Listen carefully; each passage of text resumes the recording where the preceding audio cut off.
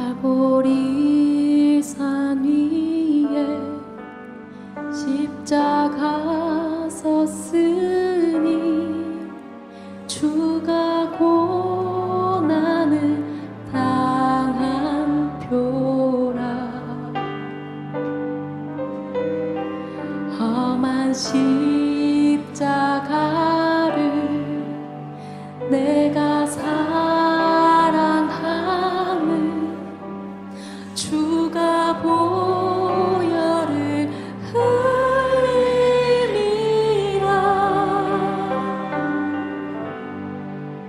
최후 승리를 얻기까지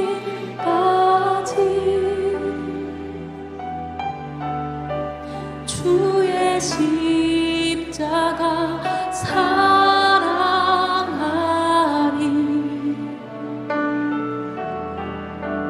빛난 멸류관 받기까지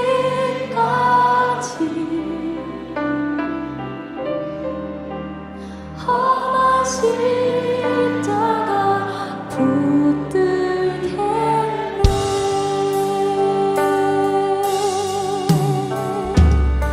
멸시함을 받은 멸시천대 받은 주의 십자가에 나의 마음이 끌리도다.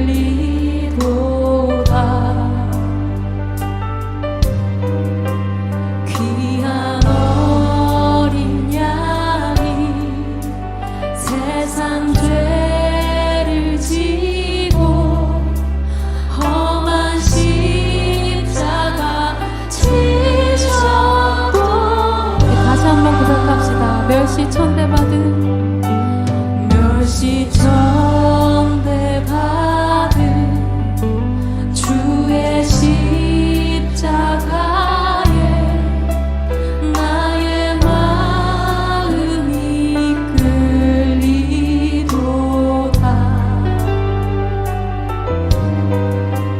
귀한 어린 양이 세상 죄를 지고 험한 십자가 지셨도다.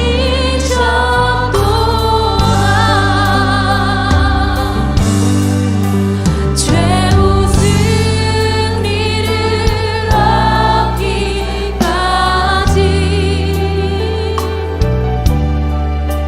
주의 십자가 사랑하리.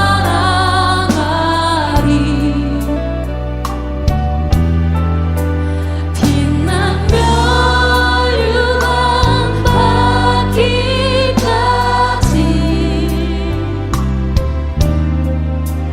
험한 십자가 붙들겠네.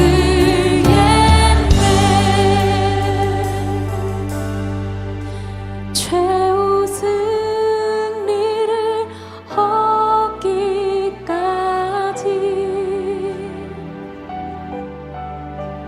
주의 십자가 사랑하리.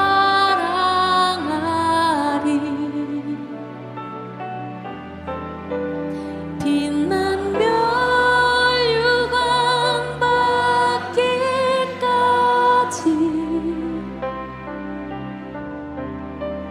험한 십자가 붙들겠네. 다시 한번 최후 승리를 최후 승리를 얻기까지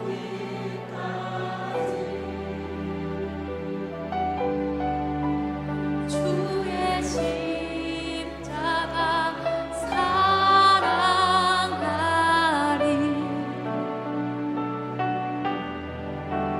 빛난 멸류관 받기까지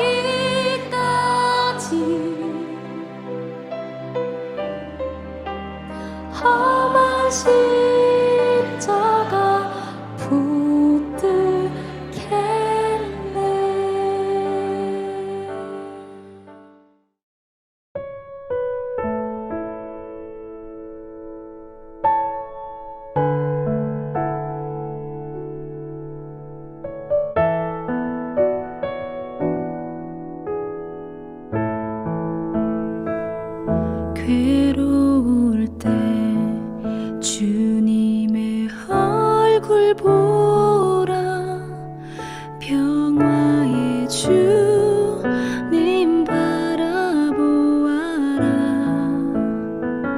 세상에서 시달린 친구들아, 위로의 주님 바라보아라. 눈을 들어 주를 보라. 내 모든 염려 주께 맡겨라. 슬플 때에 주님의 얼굴 보라. 사랑의 주님만 식주리라. 눈을 들어 주를 보라.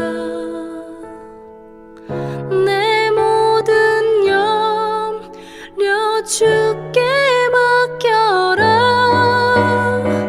슬플 때에 주님의 얼굴 보라. 사랑의 주님 안식 주리라. 슬플 때에 주님의 얼굴 보라. 사랑의 주님 안식 주리라.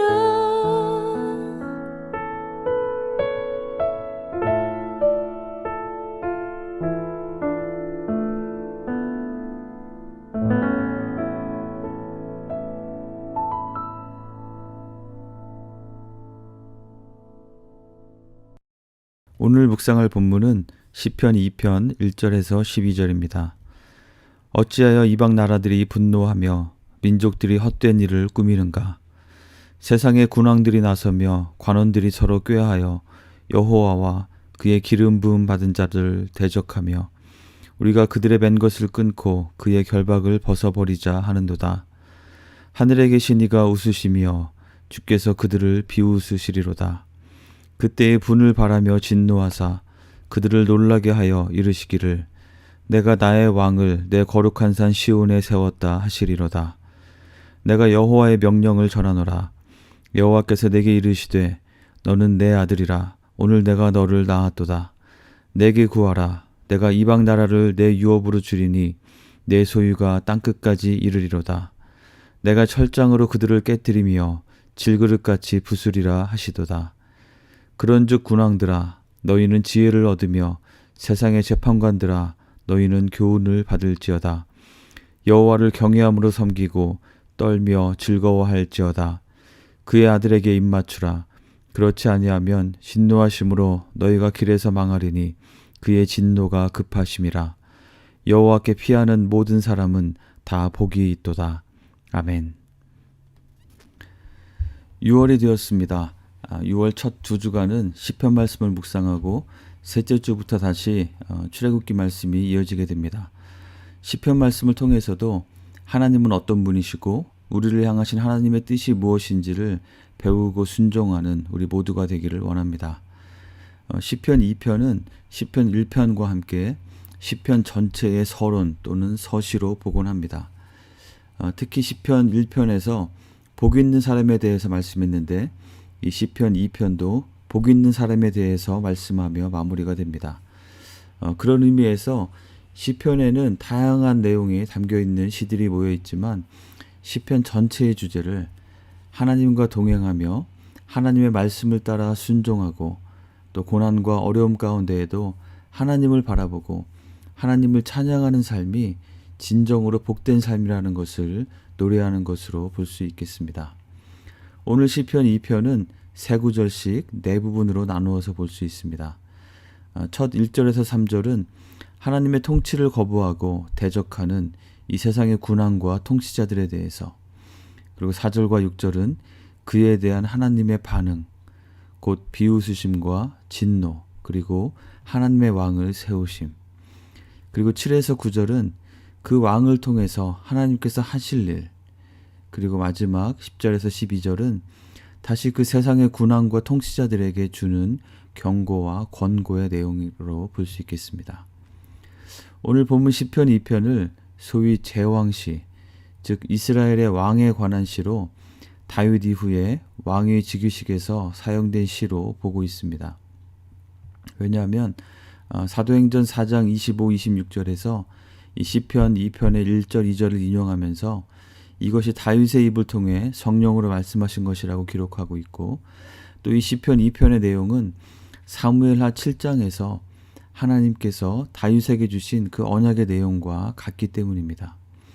사무엘하 7장의 언약에서 하나님께서는 다윗에게 그에게서 날 씨, 곧 그의 자손을 통해서 그 나라를 견고하게 하고 그 왕위를 영원히 견고하게 하시며 나는 그에게 아버지가 되고 그는 내게 아들이 되리라고 말씀하셨습니다.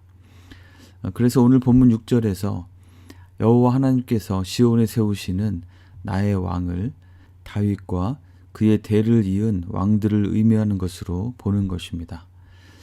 그러나 하나님께서 세우시는 왕, 이 하나님의 아들은 다윗과 그의 대를 이은 유대의 왕들을 의미하는 것에 그치는 것이 아니라 이 다윗에게 주신 언약, 그 하나님의 영원한 통치에 대한 언약을 성취하실 다윗의 자손 예수 그리스도를 가리키는 것입니다. 이 신약에서 이 시편 2편 7절이 인용된 곳이 세 군데가 있는데요. 사도행전 13장 33절, 히브리서 1장 5절, 히브리서 5장 5절에서 모두 동일하게 이 말씀은 예수 그리스도를 지칭하는 것으로 말씀하고 있습니다. 세상의 많은 민족들이 하나님의 통치를 거부하고 하나님을 인정하지 않고 하나님을 떠나서 자신의 마음대로 살려고 하면서 하나님을 대적하기까지 합니다. 그들이 서로 꾀하고 힘을 모아서 하나님과 하나님께서 세우신 자들을 대적할 때 그들은 매우 막강해 보이고 힘이 있어 보입니다. 그러나 하나님께서는 그것에 대해서 전혀 흔들림이 없으십니다. 모든 것을 창조하신 전능하신 하나님께서는 민족들의 그러한 반항과 대적함에 대해서 그저 코웃음을 치실 뿐입니다. 하나님은 그들을 향해서 하나님의 진노를 바라시기도 하지만 하나님은 거룩한 산 시온에 하나님의 왕을 세우시고 그 하나님의 아들을 통해서 그 모든 악한 세력을 철장으로 질그릇을 깨트려 부수는 것 같이 파멸하시고 승리하셔서 하나님의 영원하신 통치하심을 세우시고 땅끝까지 이르는 그 모든 민족들을 유업으로 삼게 하셔서 결국에는 땅의 모든 민족들이 하나님의 통치하심 안에 있게 하는, 바로 하나님의 아들에게 속하게 하시는 그 일을 하시겠다고 말씀하고 계십니다. 이것은 아브라함을 부르실 때 존귀한 아버지라는 이름의 뜻인 아브람에서 많은 민족들의 아버지라는 뜻의 아브라함으로 그 이름을 바꾸시고 그를 통해서 그의 자손을 통해서 땅의 모든 민족이 복을 얻게 하실 것이라는 그 약속을 하나님께서 이루실 것임을 말씀하시는 것이고, 또한 동시에 앞서 말씀드린 사무엘하 7장에서 다윗에게 주셨던 약속, 그의 자손을 통해 하나님의 영원한 통치를 세우시겠다고 하신 그 약속을 하나님께서 종국적으로 이루시고 성취하시겠다는 말씀인 것입니다. 그리고 그것은 바로 아브라함과 다윗의 자손 예수 그리스도를 통해서 그렇게 하시겠다고 말씀하시는 것입니다. 세상 많은 민족들의 군왕들의 대적에도 불구하고 그러한 것에 위축되거나 제한되지 않으시고 하나님께서 하실 그 일들을 말씀하시고 나서는 10절 이후에서는 다시 그 세상 모든 민족의 군왕들과 통치자들을 향해서 그들이 하나님의 진노하심을 자초하여 멸망당하지 않고 하나님을 경외함으로 예배하며 섬기고 하나님께 나아오는 복된 삶을 살라고 권고하고 계시는 것입니다. 하나님의 아들 예수 그리스도를 통해서 땅의 모든 민족들을 구원하시고 하나님의 소유로 삼으시는 그 복을 주실 하나님의 마스터 플랜을 살펴볼 수가 있는 것이죠. 비록 세상은 자꾸만 하나님과 예수님을 대적하라고 하기는 하지만 말입니다. 오늘 말씀에서 이 세상의 군왕들에게 주시는 말씀을 같이 한번 더 묵상해 보기 원합니다. 나라와 민족의 군왕, 관원, 재판관들은 그들 스스로 어떤 결정을 내리고 선택하는 사람들입니다.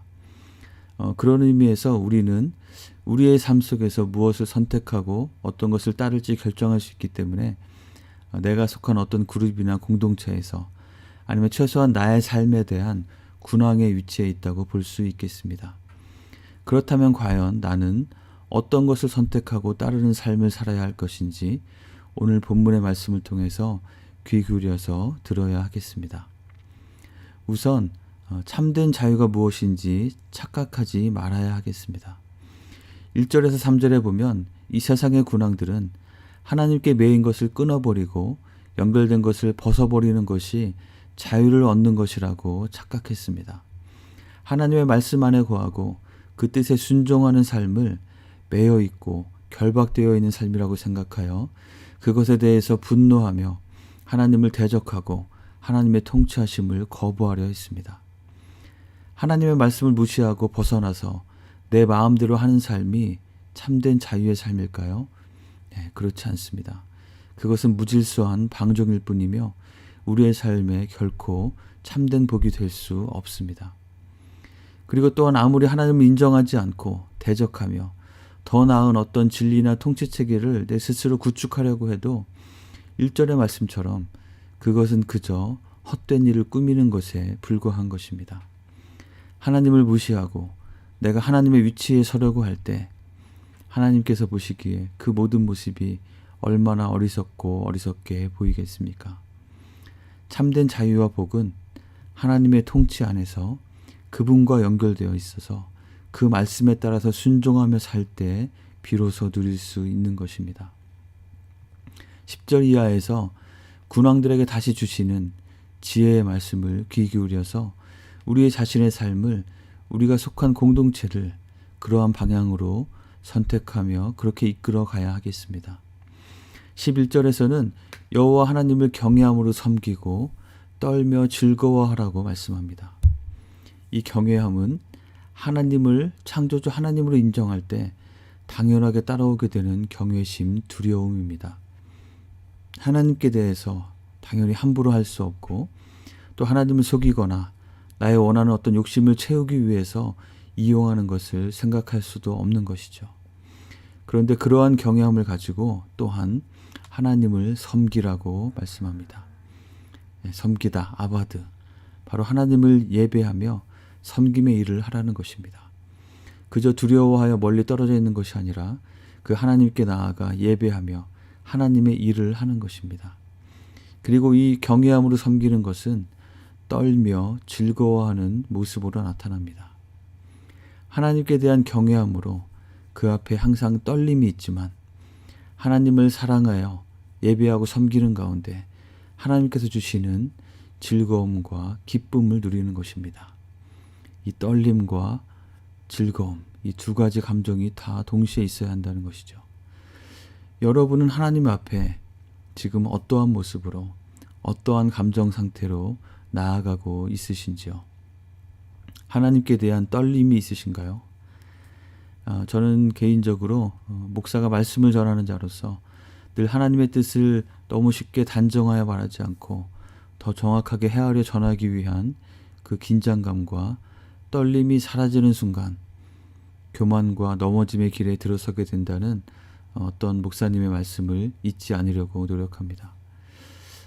우리의 삶의 태도와 자세 가운데 이러한 정말 하나님을 경외함으로 말미암은 그 떨림이 여전히 살아있으신지요? 그리고 또한 동시에 하나님을 예배하며 섬기는 그 즐거움이 있으신가요? 말씀을 묵상하고 기도하는 자리에 나아가는 것에 또 주일에 정해진 그 예배의 자리로 나아가는 것에 있어서 정말 기쁨과 즐거움과 사모함이 있으신가요? 정말 즐거움으로 그것을 더 하고 싶고 더 마음과 정성을 들여서 더 최선을 다해서 하고 싶은 그런 마음이 있으신지요?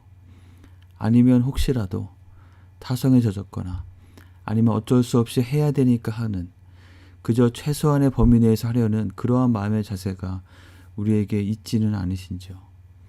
우리의 섬김과 봉사에 있어서도 마찬가지입니다. 그 일의 크고 작음에 관계없이 나는 과연 그 일을 하면서 주님을 섬기고 하나님 나라에 기여하는 것에 대한 그 즐거움과 감사로 하고 있는지, 아니면 의무감으로 또는 체면상 어쩔 수 없이 하고 있지는 않은지 돌아보아야겠습니다. 우리 모두에게 이 떨며 즐거워함이 있기를 간절히 원합니다. 그래서 그러한 바른 태도로 하나님 앞에 서며 그 안에서 주시는 기쁨 가운데 살아가시는 한 분 한 분이 되시기를 주님의 이름으로 간절히 축원합니다. 이어서 12절은 그의 아들에게 입맞추라고 말씀합니다. 여기서 입맞추라는 표현은 존경과 헌신과 순종, 복종을 표현하는 행위를 가리킵니다.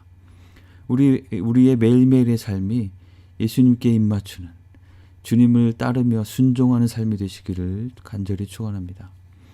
제자의 삶은 많은 교훈을 얻고 많은 것을 잘 깨달아 배우는 삶에 그치는 것이 아닙니다.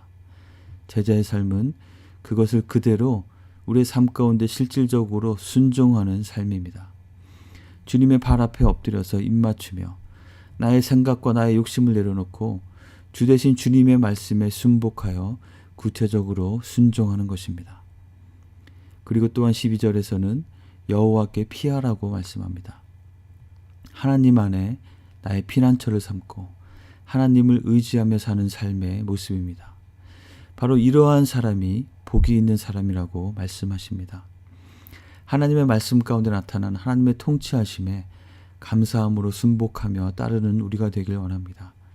하나님을 경외함으로 섬기며 떨며 즐거워하는 우리가 되길 원합니다.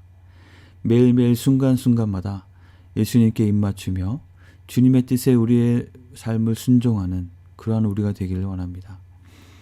주님 안에서 피난처와 안식을 찾는, 그래서 주님으로 말미암아 흔들리지 않고 견고한 믿음의 삶을 살아가는, 이 세상의 많은 어려움과 환난과 고통 가운데서도 믿음을 지키며 살아가는 우리 모두가 되기를 간절히 원합니다. 그럴 때에 하나님께서는 우리의 삶이 진정으로 복된 삶이 되게 하시고, 또한 우리를 통해서 땅의 모든 민족들이 예수 그리스도를 통한 구원을 얻고 예수님의 소유가 되는 그 놀라운 일에 우리를 사용하시리라 믿습니다. 그래서 정말 참으로 복된 삶을 살아가시는 우리 한 분 한 분이 되시기를 주님의 이름으로 간절히 축원합니다. 함께 기도하겠습니다. 오늘 말씀을 통해 주시는 지혜와 교훈을 다시 생각하고 기억하며 기도합시다. 하나님을 경외함으로 섬기고 그 떨림과 즐거움이 우리 마음과 태도 가운데 있도록 기도합시다. 예수님께 입맞추는 그 순종의 삶과 세상의 많은 환난과 어려움 가운데도 주님 안에 피난처를 찾으며 평안을 누리는 우리가 될 수 있도록 함께 기도하겠습니다.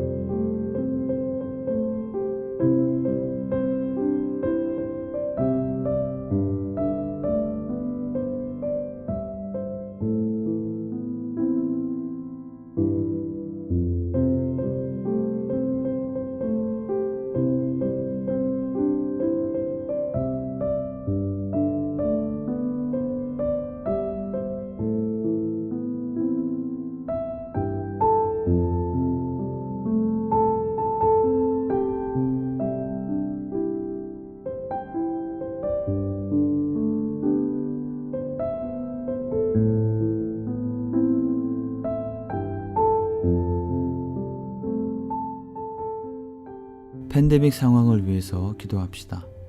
미국뿐 아니라 전 세계적으로 백신과 치료제가 잘 보급되고 또 효능을 잘 발휘해서 이 사태가 속히 안정화되고 정상화될 수 있도록 기도합시다.